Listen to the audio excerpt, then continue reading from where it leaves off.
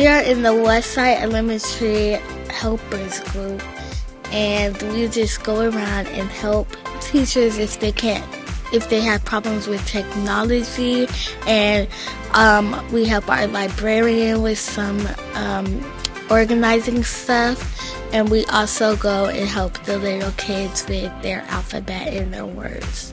The teacher picks 2 students from each class, and they have to come and help around the school campus.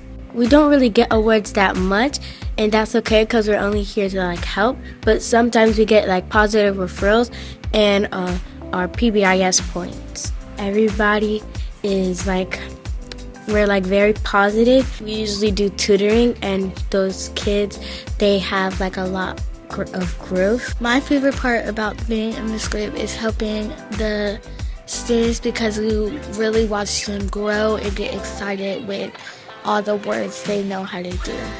It makes me feel like we are all in this together and we're here to help one another, and it makes me feel good to help people.